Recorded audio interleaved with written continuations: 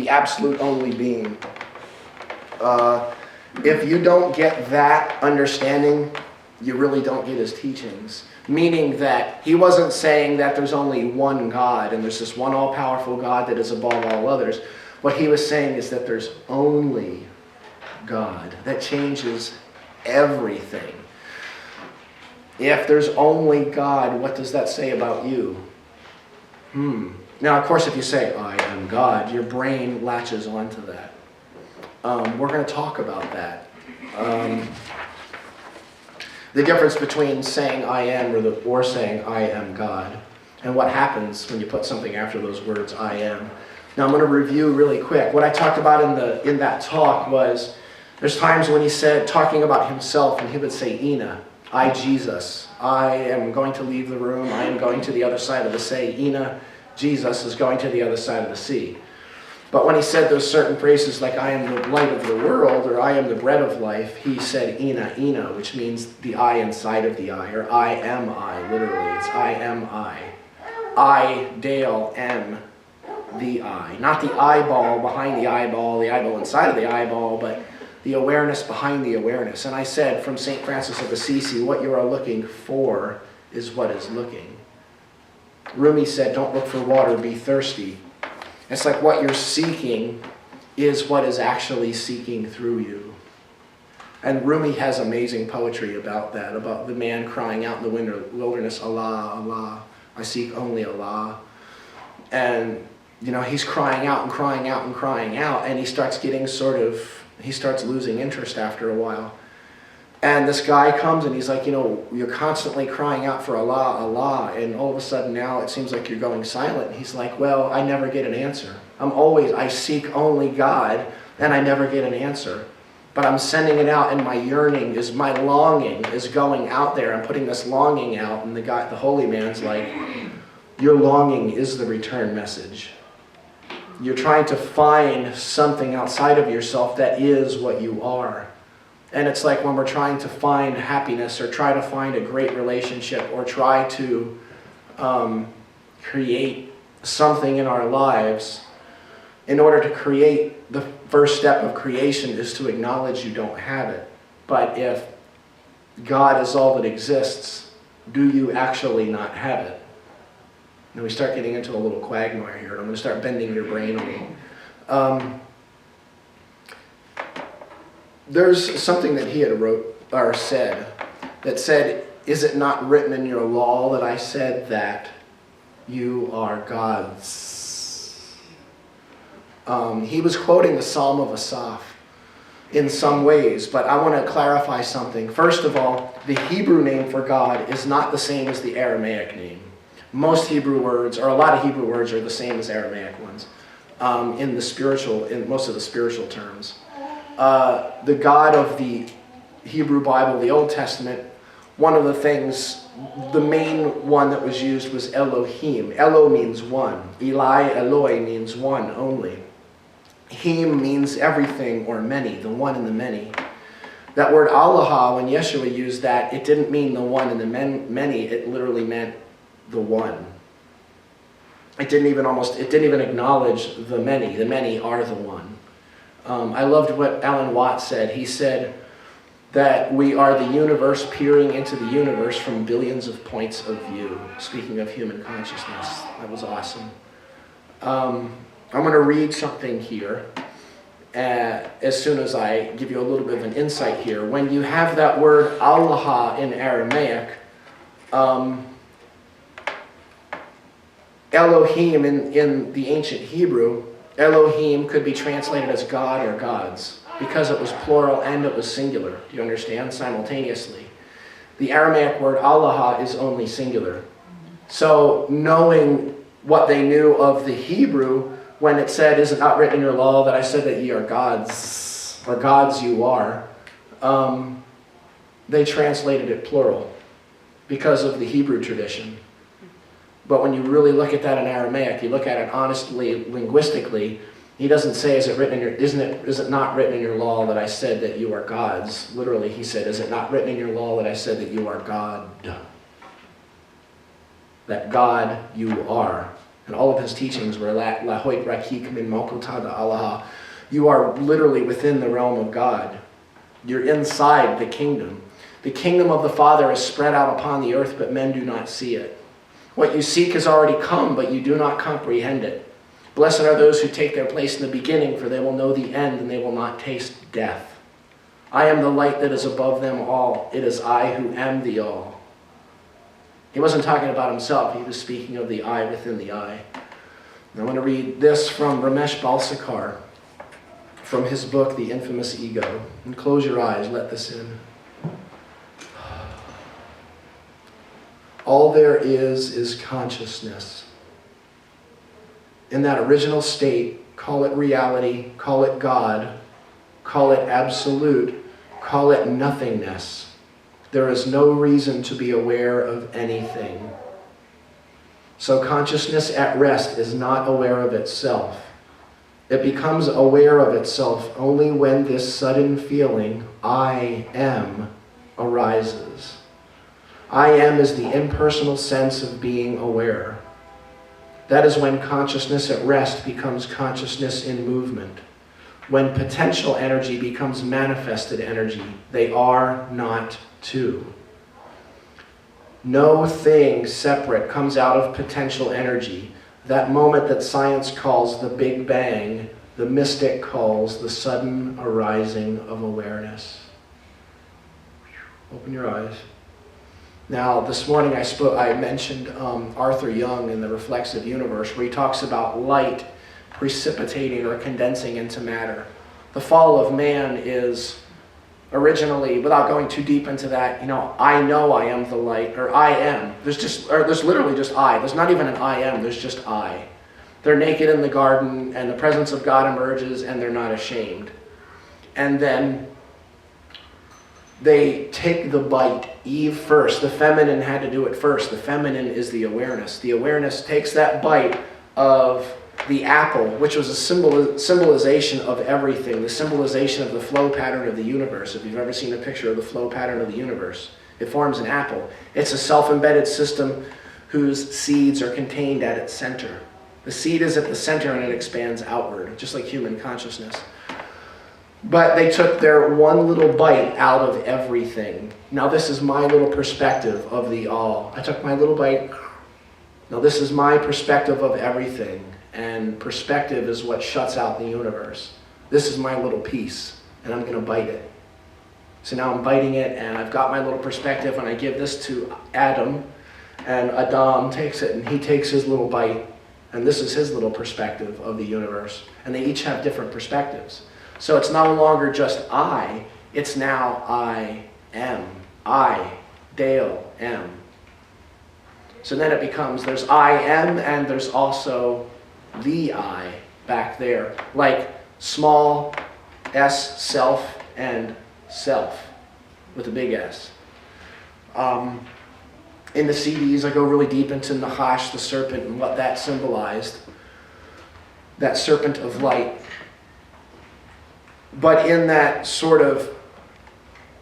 process, now they took their own little bite of the apple. I'm kind of in a very mystical sense here. And then they're naked in the garden, and the presence of God emerges, and what happened? They had to cover up. They were naked, and they were ashamed. Why were they ashamed? Because there's no longer just I. There's now I am and God. There's now me, Dale, and God. And they're separate. So we had to, and of course they were cast out, etc. They call that the fall of man. First of all, it does not say we were born in original sin. The original sin was forgetting that we were God. It says actually that we were born as the original blessing of life itself. It's exactly the opposite of what we were told. That word blessing, does anybody know what the word blessing is in Hebrew or Aramaic? It's a very famous name today. Yes? Bracha. Bracha, or Baruch, or Barak. Does anybody know what Obama means? It means lightning from the sky. The blessing of lightning from the sky is what his name means. I'm not drawing anything into that at all. We're not going there. Everybody's attitudes shift on that one day by day, but Barack Obama, or Wa Obama, means literally the blessing of light from the sky. So he's an alien, is what I'm telling you. That must be what that hand thing is all about. The base, this first layer that I'm speaking to you of is exactly what we've been talking about. What do you put after I am in your life? I'm happy, I'm scared, I'm tired. I'm tired and I can't shake the feeling of being tired. Well, duh. Moses was in front of a non-consumed burning bush, and he said, "Who shall I say sent me?" Essentially, what is your name? What did he hear back? Ayar, Ashah, Ayah. I am that I am. Or simply, I am. It could be I shall be that I shall be. I am unfolding that I am folding. I am fractally blossoming that I am fractally blossoming. There's so many ways. I shall be that I shall be. I am that I am becoming. You could do it a million ways. The essential was I am. So he asked for the name of God and he heard I am. So what's the name of God? I am. Who's God?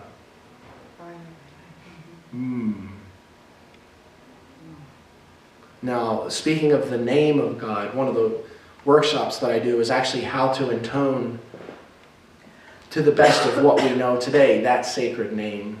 And it was coded as Yod-He Vav-He or Yod-He Waw-He, depending on the translation. Yahweh, Jehovah, the Tetragrammaton. But the actual sound was not those four letters. It was actually those four letters as vowels, as they originally were 2,000 years ago, whereas today they're consonants. And it was the sounds that connected each one of them. So you don't actually have four, you have how many?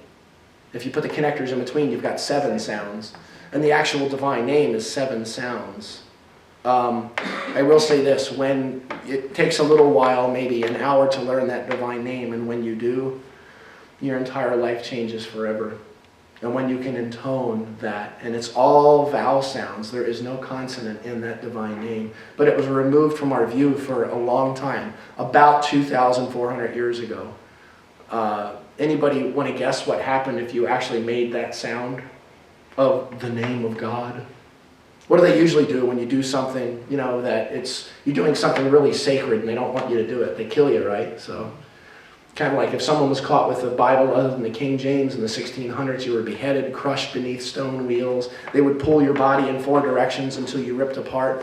They would jam things under your fingernails. They would put you in 2-foot square boxes, jam you into it in the ground with a grate on top, and people would stand on you and do their business on you. And they'd keep you in there for a couple of weeks or until you died. This is for not having the right Bible. So, but we're not supposed to talk about those kinds of things. But this sound, though, this I am, there's a catch to it in a way, because when you say the words, let's just say that. I am. Say it. I am. How does that feel? I am. Now, if I say the words, I am God. Say that, I am God. How does that feel? It's a little conflicted, isn't it? It's kind of maybe butterflies in your stomach if you really tune in. The reason being is when you put something after I am, your brain engages.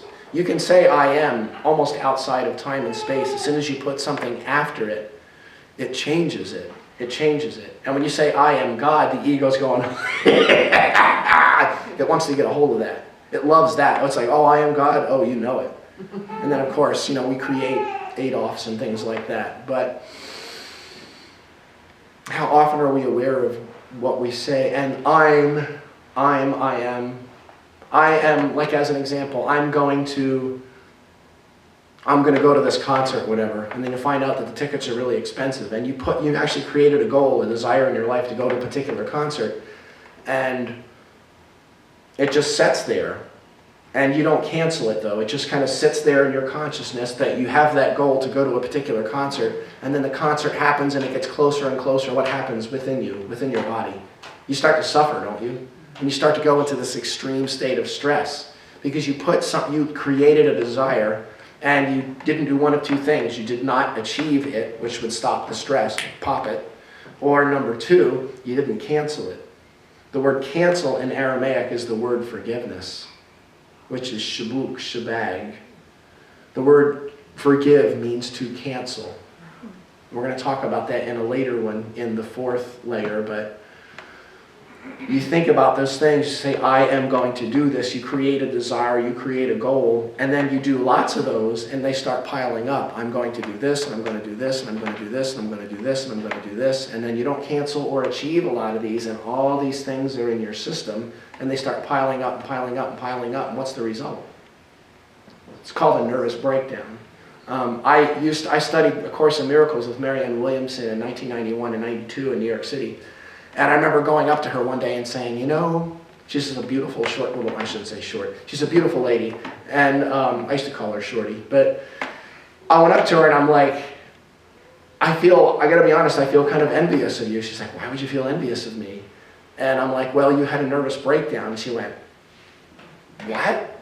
You're envious because I had a nervous breakdown? I'm like, well, I said, I can't get my house of cards to fall down. Every time it starts to fall down, I try to rebuild it, and I won't let that happen.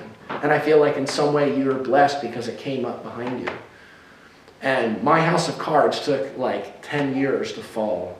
You know, when it starts, and it seems like they call it the dark night of the soul. The dark night of the soul is like the key to the spiritual journey. One of my teachers, Ron Roth, he said the dark night is like you put money in your pockets and there's holes in your pocket and everything just falls through. But that's when the actual transformation happens. And she's like, Dale, you've got all these things that you're stacking up that you want to do. You want to be God, you want to find God, you want to find happiness, you want to manifest all this stuff, and you've got all these conflicts in your mind, and you're wondering why you're so scatterbrained and you can't find peace. And when I found out that peace in Aramaic, the word shlama, didn't mean the absence of conflict as we think of it today. Similar shalom in Hebrew, it doesn't mean the absence of conflict, it means the fullness of potential. Now think of the difference of that. Let's think Middle East, where everybody's always obsessed with peace in the Middle East. There's not peace in the Middle East, regardless of whether there's fighting going on. There will not be peace in the Middle East until mostly those three Abrahamic legs of Judaism, Christianity, and Islam allow each of them to be as they are. It is actually the embracing of everything that creates peace. Peace is the center point of your being. And when you feel like there's something in your consciousness that you don't want there and you want to push it out, that's the lack of peace. And it's kind of like, don't think about Michael Jackson. Is it possible to push it out? No. And that's what the accuser, the resistor, the adversary is. It's that part of yourself where you just want to push it away. And the more you try to push something away, what happens? You're more obsessive about it. And you've got that person that just irks you. Every time they come into the room, you're like, and you try not to think about what you hate about them. So what do you become obsessive about? What you hate about them. Bosses are good with that, right? You try not to think about it. And then you're like, okay, when she walks in and she says that thing that she always says, I'm going to just focus and I'm going to be love and I'm going to send light, you know, and they come in and she says it and you're like, and of course the whole time that's what you're obsessing about. The way to find the actual peace is to embrace that. Because if something's happened to you 87 different times with 42 different people, who's the only person that was there every single solitary time? So maybe you have something to do with it. That's a phrase from Michael Rice, one of my teachers. Now, layer one is inanna. That I am the I within the I. Layer one is basically cultivating the awareness that even though you think you are creating, there's still only God. And you lack no thing. You can't lack anything if you are everything. Yes? I was just going to say that in the Hebrew and the Aramaic, there is no am, is, are, there is no verb to be in the present tense. It's only in the past and future. So What's that? In Hebrew, there is no, it's like ani, kayem, you know, I exist. It's not I am existing. There is no am in the present. Well, it doesn't mean am in the way that we think of am. What it actually means is, when we think am, we create something in a lot of ways. In Aramaic, it's a little bit different, though. Like as an example, that I, the ina, literal translation is I. But what that actually means is I am that I. But the difficult thing with that word am is that we create something. It's a creative word. It's a creative word. When you say I, it's just I. When you say I am, then everything that comes after that is creative. That's something that's very important. So every time you are creating, understand that there's still only God. If you're obsessing about trying to create something, then, and we're going to talk about that word manifest in that last one. If you obsess about trying to create something, what are you actually doing? If you're praying for something, what are you creating? If you pray for something, what are you acknowledging? You're acknowledging that you don't have it. So if you pray to get this, what are you doing? You're acknowledging that I lack that. And guess what you're doing? You're actually creating that Satana, the being divided against itself, the Islamic jihad in Arabic, which means literally, jihad is the sister term of Satan, although there is the character of Satan in the Quran. But when you have that being divided against itself, what we actually do is we create this inner spiritual turmoil. And jihad in Arabic means literally a being divided against itself. It's the inner turmoil. And there's the inner or higher jihad and the outer or lesser jihad. Now, what happens is, it says very clearly in the Quran, do not project your inner jihad, your higher jihad, out onto the infinite faces of Allah unless you have first aligned that which is within. Now, there's a catch in that. If you haven't aligned within, don't project it out. So if you ever see someone, a terrorist or whatever, projecting jihad out, they are not living the teachings of Muhammad. They've put the infidel out there when very clearly in the Quran the infidel is in your own heart. And they're trying to kill an infidel without, when it says in their own holy scripture that you must align that which is within. And when you're aligned within, there is nothing to project out. And it's exactly the same in extreme Christianity, that everybody else is wrong. This whole gay lesbian obsession, like, who knows what Yeshua ever said that we have written down about gays or lesbians? Did he ever say anything? Even reference? Paul did one reference. And all Paul's reference, Yeshua never said a word. All Paul's reference was if you lay in a bed with a man as you do with a woman, that essentially the political authorities are going to come after you. They're going to come after you. He didn't say there was even a right and a wrong about it. He just said if that's what you do, this is your result according to our culture. And the funny thing about it is, like certain phrases, Yeshua said, what God hath brought together, let no man put asunder, is the way that the modern translation is. And comes from the Hebrew Bible. And he's not even talking about divorce being a bad thing. What he's saying that if you were joined together in a spiritual marriage, when you come apart, if you come apart, you need to do that equally and fairly, communicating and in spirit, still being one in spirit. If you do it with acrimony and all of this hatred that so many people do it with today, that would actually be considered blasphemy. The word blasphemy means to cut off in Aramaic. It means to stop, to choke, to cut off from. And when you cut yourself off from that person you were joined with in spirit, that's what he meant, let no man put asunder. He wasn't saying anything about marriage or divorce. I'm pretty sure they didn't have a neat little piece of paper that said, a marriage certificate and things like that back then. I'm pretty sure about that. Maybe they carved it in the stone like Fred Flintstone. But so the first aspect is essentially God is all that exists. And when you say I am, you're not saying I am, you're saying I. Lives, exists, unfolds, expands. What I'm giving you from this translation is a man named Stanley Tenen. I've been working with his stuff for about 16 years now. He's the director of the Meru Foundation. He was in San Francisco, now he's in Massachusetts. Not that that's important. But what he did was translated part of that first chapter of Genesis from the Hebrew, the original Hebrew Torah. And I'm not saying the modern letters, I'm talking about the ancient letters. They did change, the sounds changed, everything changed about 200 years ago. And it started changing actually about 1700 years ago. But when you translate letter by letter, rather than word by word, something really amazing happens. First of all, the original Torah was not words. It was just a string of characters. It was a string of letters that just went on. There were no spaces between the words. There were no final markers or character markers. That's something that was added in around the 2nd to 3rd century. one thing that's interesting about that, it was just like a stream of consciousness.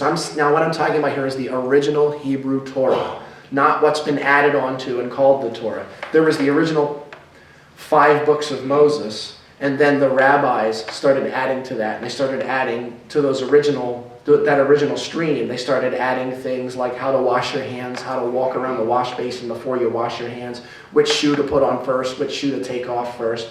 And that was one of the things that Yeshua was railing against, was all of that crap, put bluntly. And one of the reasons they hated him so much is because he was taking their sacred Hebrew teachings and teaching it to the swine, the pigs. Swine is a code word for Aramaic-speaking person. So if you ever see the word swine or pigs in the King James coming from the mouth of Yeshua, he was talking about the Aramaic folk. So let's see what this sounds like coming from Hebrew straight into English. Letter by letter, see if you notice anything. Breaking open, inside, outside, rushing, radiating, reaching. All life, shining source light, in inner being, itself recurring within itself. You really do have a lot of trains. Breaking open, inside, outside, rushing, radiating, reaching. All life blooming, kindling, inside lighting, looking open, in without, in inner being, golden, flowing, moving outward within itself. All life itself recurring within itself. Looking open, in without, shining source life, inside dividing, in inner being, golden flowing, moving outward within itself. Doing, living, co-evolving, all life itself recurring within itself. Anybody noticing anything? Looking open, in, without, all life rushing, radiating, reaching, treetops upright, bearing wholeness, carrying light within itself.